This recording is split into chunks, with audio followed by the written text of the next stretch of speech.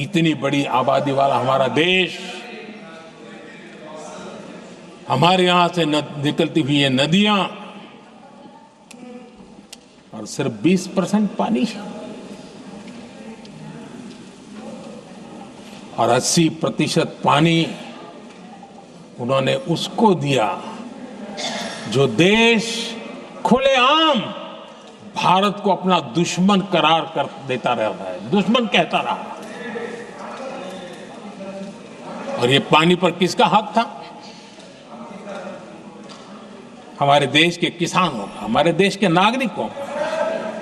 हमारा पंजाब, हमारा जम्मू कश्मीर देश के एक बहुत बड़े हिस्से को कि इन्होंने पानी के संकट में धकेल दिया इस एक कारण से। और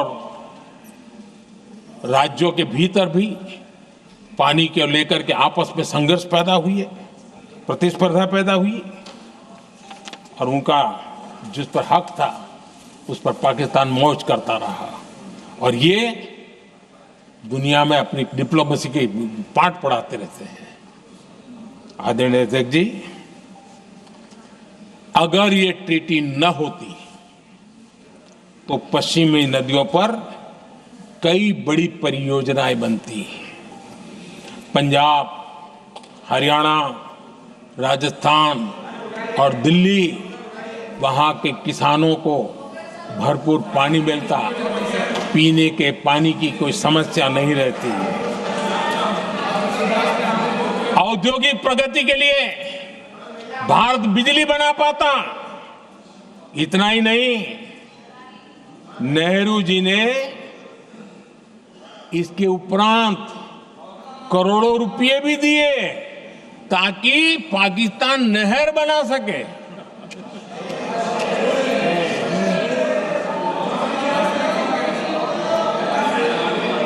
आदरणीय अध्यक्ष जी, इससे भी बड़ी बात, देश चौंक जाएगा। ये चीजें छिपाई गई है, दबा दी गई है। कहीं भी बांध बनता है तो उसमें एक मैकेनिज्म होता है उसकी सफाई का, डीसिल्टिंग का।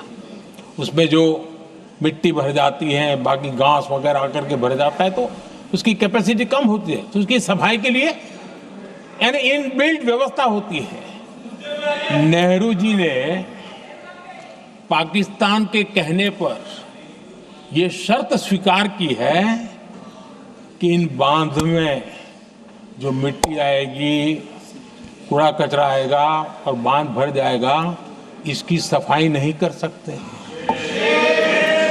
डीसिल्टिंग नहीं कर सकते हैं। बांध हमारे यहां, पानी हमारा, लेकिन निर्णय पाकिस्तान का कि आप डीसिल्टिंग नहीं कर सकते। इतना ही नहीं, जब इस बार मैं डिटेल में गया तो एक बांध तो ऐसा है कि जहां ये डीसिल्टिंग के लिए जो गेट होता है ना, उसको वेल्डिंग कर दिया गया है ताकि कोई गलती से भी खोल करके मिट्टी को निकाल ना दे। पाकिस्तान ने नेहरू जी से लिखवा लिया था कि भारत बिना पाकिस्तान की मर्जी अपने बांधों में जमा होने वाली मिट्टी साफ नहीं करेगा, डीसिल्टिंग नहीं करेगा। ये समझौता देश के खिलाफ था और बाद में नेहरू जी को भी ये गलती माननी पड़ी। इस समझौते में निरंजन दास गुलाटी करके एक सज्जन उसमें जुड़े हुए थे।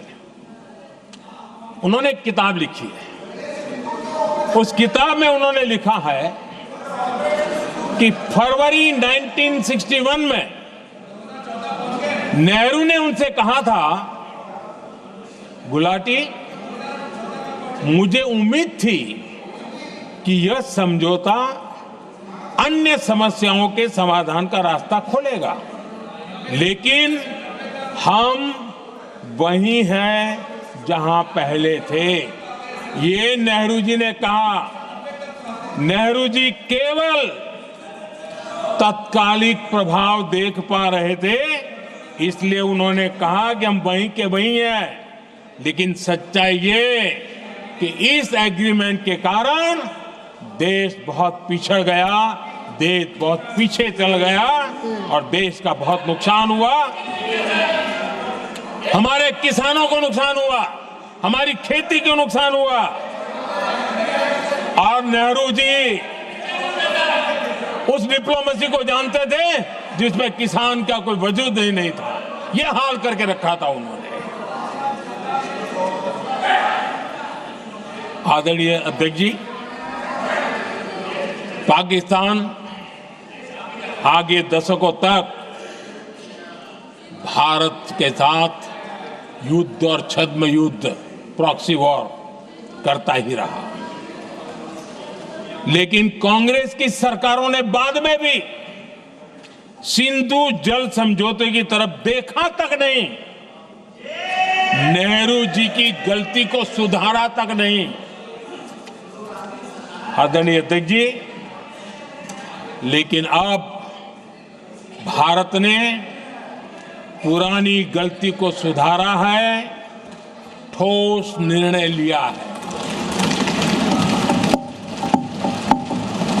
भारत ने नेहरू जी द्वारा किए गई बहुत बड़ी ब्लंडर, सिंधु जल समझौते को देश हित में, किसानों के हित में एबेंस में रख दिया है। देश का अहित करने वाला ये समझौता अब इस रूप में आगे नहीं चल सकता। भारत ने तय कर दिया है, खून और पानी साथ साथ नहीं बह सकते।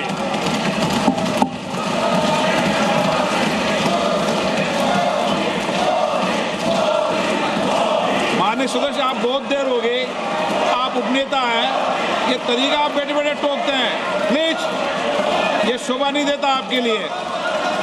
बैठिए बैठिए बैठिए, आदरणीय, शोभा नहीं देता आपका। अध्यक्ष जी, आप उपनेता, अपनी मर्यादा बना के रखें। चल बैठिए।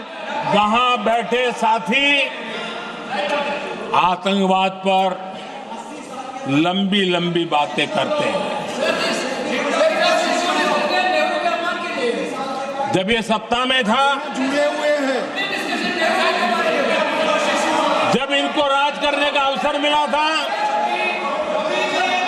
तब देश का हाल क्या है, क्या रहा था, वो आज भी देश भूला नहीं है। 2014 से पहले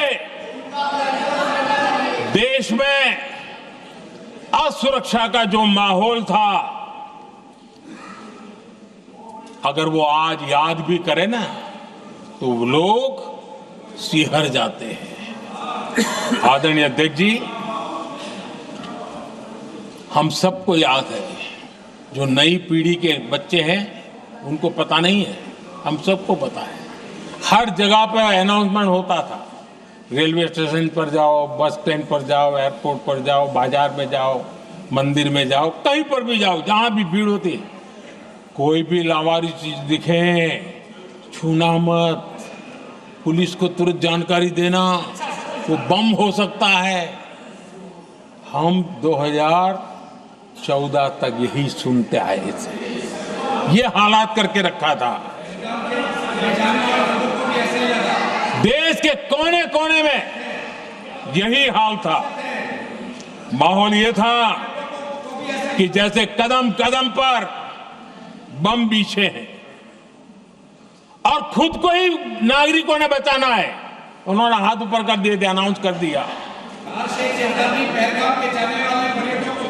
आदरणीय अध्यक्ष जी, कांग्रेस की कमजोर सरकारों के कारण देश को कितनी जानें गंवानी पड़ी, हमें अपनों को खोना पड़ा। आदरणीय अध्यक्ष जी, आतंकवाद पर लगाम लगाई जा सकती थी। हमारी सरकार ने 11 साल में ये करके दिखाया एक बहुत बड़ा सबूत है। 2004 से 14 के बीच जो आतंकी घटनाएं होती थी, उन घटनाओं में बहुत बड़ी कमी आई है। इसलिए देश भी जानना चाहता है, अगर हमारी सरकार आतंकवाद पर नकेल कस सकती है तो कांग्रेस सरकारों की ऐसी कौन सी मजबूरी थी कि आतंकवाद को फलने फूलने दिया। आदरणीय अध्यक्ष जी, कांग्रेस के राज में आतंकवाद अगर फला फूला है तो उसका एक बड़ा कारण इनकी तुष्टीकरण की राजनीति है, वोट बैंक की राजनीति है। जी न्यूज़।